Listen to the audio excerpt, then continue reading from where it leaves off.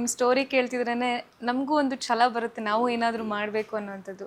ಹಾಗೆ ನನಗೆ ತುಂಬ ಮನಸ್ಸಿಗೆ ಹತ್ತಿರವಾದಂಥ ಒಂದು ಸ್ಟೋರಿ ನಾನು ಕೇಳ್ಪಟ್ಟಿದ್ದು ಅಂದರೆ, ಒಂದು ಅತ್ಯಾಚಾರಕ್ಕೆ ಒಳಪಟ್ಟ ಹೆಣ್ಮಗಳಿಗೆ ನೀವು LLB ಓದಿಸ್ತೀರಾ ಅನ್ನೋದು.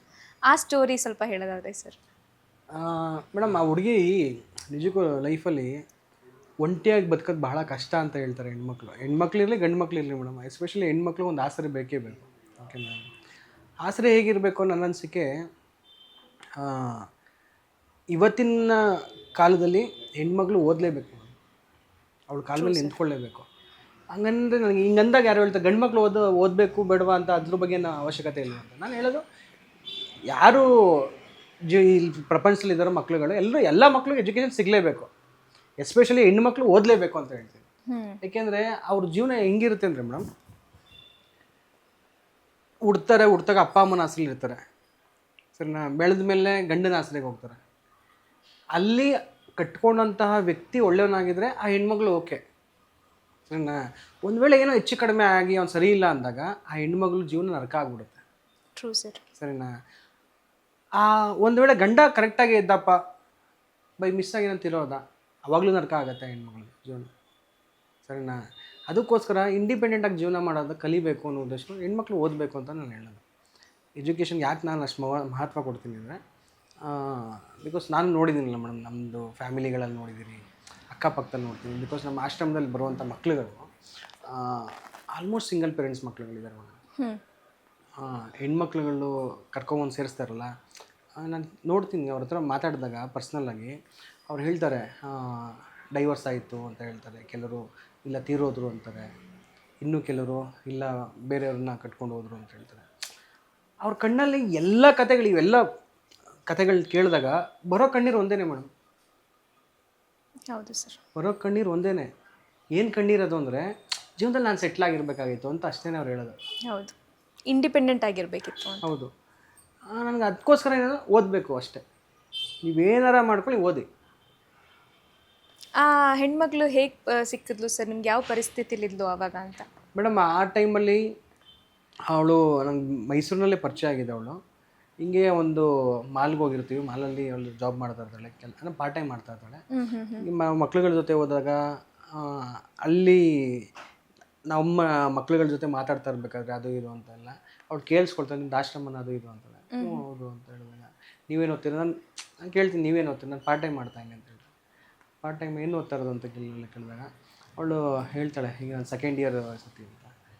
ಆಮೇಲೆ ಇನ್ನೊಂದು ಸ್ವಲ್ಪ ಅವಳ ಹತ್ರ ಮಾತಾಡಿದಾಗ ಗೊತ್ತಾಗುತ್ತೆ, ಓಕೆ ಅವಳು ನೀಡಿದೆ ಸಪೋರ್ಟು ಅಂತ. ನಾನು ಹೇಳ್ತೀನಿ, ನನ್ನ ಕಾಲ್ಡು ನಂಬರೆಲ್ಲ ಕೊಟ್ಬಿಟ್ಟು ನಿನ್ಗೆ ಏನಾದ್ರು ನೀಡಿತ್ತು ಅಂದರೆ ಫೋನ್ ಹಾಕುವ ಅಂತ.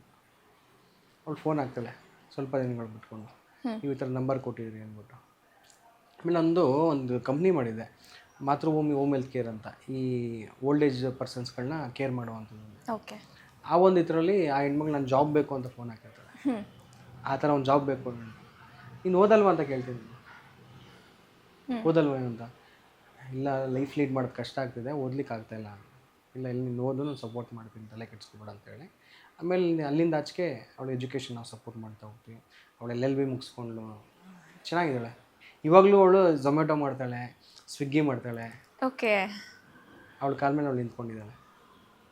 ಬಟ್ ಇನ್ನೊಂದು ವಿಷಯ ಹೇಳಲೇಬೇಕು, ಅವಳು ದುಡ್ದಂಥ ದುಡ್ಡಲ್ಲಿ ಸರಿನಾ, ಪ್ರತಿ ತಿಂಗಳು ನನ್ನ ಕಡೆಯಿಂದ ಇದು ಮಕ್ಳಿಗೆ ಅಂದ್ಬಿಟ್ಟು 500 ರೂಪೀಸ್ ಕಳಿಸ್ತಾಳೆ. So sweet of her. ಆ ಹುಡುಗಿ, ನಾನು ನೀನೇ ಇನ್ನೂ ಸೆಟ್ಲ್ ಆಗಿ ನೀನೇನು ಕಳಿಸ್ತೀಯ, ನಾನು ದುಡ್ದಿರೋ ತೊಗೊಳ್ಳಿ, ಯಾಕೆ ತೊಗೊಳಲ್ವ ನನ್ನ ಹತ್ರ ಅಂತ.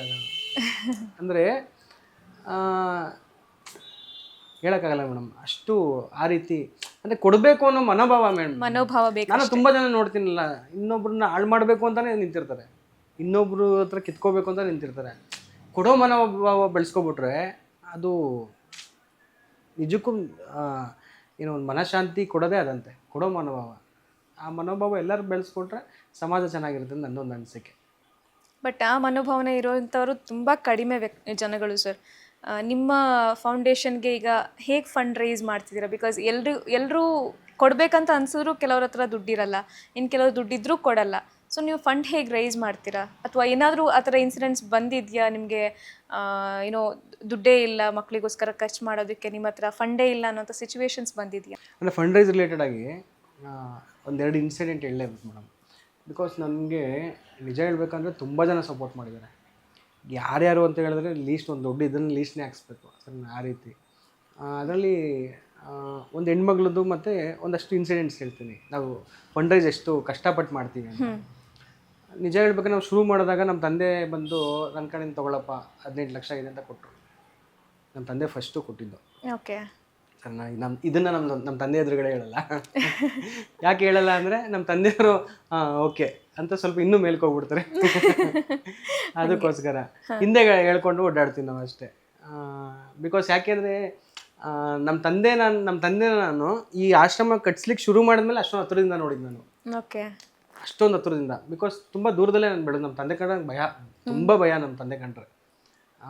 ನಮ್ಮ ತಂದೆ ಅಲ್ಲಿದ್ದಾರೆ, ಅಲ್ಲಿ ಕುಂತಿದ್ರೆ ನಾವು ಅಡುಗೆ ಮನೇಲಿ ಇರ್ತಿದ್ವು. ಅಡುಗೆ ಮನೆಗೆ ಬಂದ್ರೆ ನಾವು ಮೇಲೆ ಇರ್ತಿದ್ವು, ಇದು ಹಿಂದೆ ಹೋಗ್ಬಿಡ್ತಿದ್ವು. ಹಿಂದೆ ಬಂದ್ರೆ ಮುಂದೆ ಬರ್ತಿದ್ವು.